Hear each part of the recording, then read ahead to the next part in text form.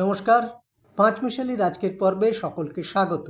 আজকের বিষয়, মমতার তৈরি দল থেকে তাকেই বাদ দিয়ে দেওয়া হলো এবং এবারের বাজেট না কল্পতরু।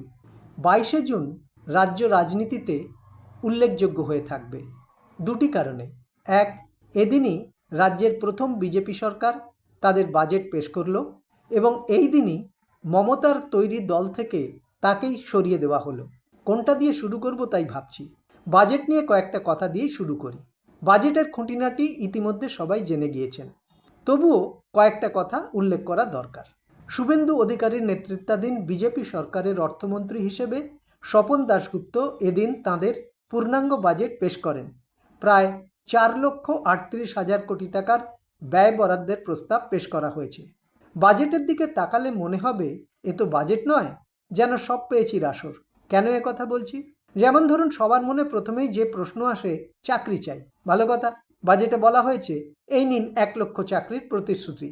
এই 1 লক্ষর হিসেবও দিয়ে দেওয়া হয়েছে 20,000 পুলিশে, 50,000 শিক্ষক এবং অধ্যাপকদের এবং বাকি 30,000 অন্যান্য ক্ষেত্রে। এই চাকরির মধ্যে আবার মহিলাদের জন্য 33% সংরক্ষিত থাকবে, 10% অগ্নিবীরদের জন্য। মনে রাখতে হবে, অগ্নিবীর কিন্তু কেন্দ্রীয় প্রকল্প। ভোটের আগে থেকে রাজ্য রাজনীতিতে সরকারি কর্মীদের ডিএ একটা বড় বিষয় হয়ে উঠেছিল। নতুন সরকার গঠন হওয়ার পরও সে বিষয়ে সদর্থক কোনো বার্তা না পাওয়ায় সরকারি কর্মচারীরা বেশ মুষড়ে পড়েছিলেন। এদিনের বাজেটে ডিএ নিয়ে যে ঘোষণা হয়েছে তাতে কিন্তু সরকারি কর্মীরা আবার নতুন করে আশায় বুক বাঁধছেন। বাজেটে বলা হয়েছে 20% বাড়িয়ে মোট 38% ডিএ দিয়ে দেওয়া হবে 1 অক্টোবর। ডিএর পর সবচেয়ে আলোচিত বিষয় বিজেপির অন্নপূর্ণা যোজনা। এদিন অর্থমন্ত্রী ঘোষণা করেছেন এই অন্নপূর্ণা যোজনার জন্য 36,000 কোটি টাকা বরাদ্দ করা হয়েছে। এছাড়াও 100 দিনের কাজের জন্য 14,000 কোটি টাকা বরাদ্দ করা হয়েছে। অর্থাৎ এমন কোনো দিক নেই যেখানে বাজেটের আলো পড়েনি। সেই কারণেই একে বাজেট না বলে সব পেয়েছি রাসর বলা চলে। তাই বলে কি বাজেটের কোনো সমালোচনার জায়গা নেই? নিন্দুকরা বলছেন নিশ্চয়ই আছে।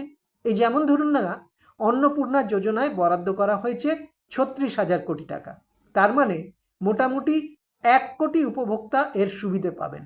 তৃণমূল সরকারের আমলে লক্ষ্মীর ভাণ্ডার পেতেন প্রায় 2,42 লক্ষ। ফলে উপভোক্তার সংখ্যা এক ধাক্কায় অনেকটাই কমে গেল। এবার ধরুন 100 দিনের কাজের বরাদ্দ। কেন্দ্রীয় সরকার কিছুদিন আগেই ঘোষণা করেছে এই 100 দিনের বরাদ্দ বাড়িয়ে 125 দিন করা হবে। তবে এতদিন এই প্রকল্পের ব্যয় বহন করত কেন্দ্রীয় সরকার। 125 দিন করার সঙ্গে সঙ্গে কেন্দ্রীয় সরকার জানিয়ে দিয়েছে তারা দেবে 60% আর রাজ্য সরকারকে দিতে হবে বাকি 40%। সেই হিসেবে ধরলে 100 দিনের জন্য বরাদ্দ করা 14,000 কোটি টাকা নিতান্তই কম। এর পাশাপাশি মাদ্রাসা শিক্ষার বরাদ্দতেও কম করা হয়েছে। তা নিয়েও প্রশ্ন তোলার অবকাশ রয়েছে। সংখ্যালঘু উন্নয়ন ও মাদ্রাসা শিক্ষা দপ্তরের বাজেট পূর্বতন সরকারের আমলে 5,713 কোটি টাকা থেকে কমিয়ে করা হয়েছে 2,165 কোটি টাকা। ফলে এ নিয়ে সমালোচনা হতে পারে। অন্যদিকে বিজেপি দাবি করতে পারে এভাবেই তারা তোষণের রাজনীতির বিরুদ্ধে কড়া পদক্ষেপ নিচ্ছে। এবারের বাজেটে অর্থাৎ রাজ্য বাজেটের দিকে তাকালে চোখ পড়বে প্রতিটা ক্ষেত্রেই কেন্দ্রীয় প্রকল্পের সঙ্গে বাজেট প্রস্তাবগুলির বড়সড় যোগ রয়েছে। অর্থাৎ এই প্রকল্পগুলির বাস্তবায়ন করতে হলে কেন্দ্রীয় সাহায্যের ওপর নির্ভর করতে হবে। রাজ্য সরকারকে নতুন বাজেটে রাজ্যে নতুন বিমানবন্দর এবং শিল্পায়নের জন্য ওয়ান উইন্ডো সিস্টেমের কথা বলা হয়েছে। কিন্তু বিমানবন্দর গড়ে তোলার জন্য যে টাকা বরাদ্দ করা হয়েছে তা মোটেও যথেষ্ট নয়। তবে এক কথায় বলতে গেলে বলতে হয় যে 1.5 মাসের মাথায় নতুন বিজেপি সরকার যে বাজেট পেশ করেছে তাতে বিভিন্ন বিষয়ের উপর নজর দেওয়ার চেষ্টা করা হয়েছে। বিশেষ করে মিড ডে মিলের বরাদ্দ বাড়ানো হয়েছে এবং হাসপাতালে রোগীর খাদ্যের ব্যয় বরাদ্দ বাড়ানো হয়েছে। এই বরাদ্দ বৃদ্ধি নিঃসন্দেহে প্রশংসার দাবি রাখে। তবে কলকাতা এলাকায় মিড ডে মিলের সরবরাহের ভার ইসকনকে দেওয়ায় তা নিয়ে একটা সন্দেহের বাতাবরণ তৈরি হচ্ছে। তাহলে কি মিড ডে মিল থেকে আমিষ খাদ্য বাদ যেতে চলেছে?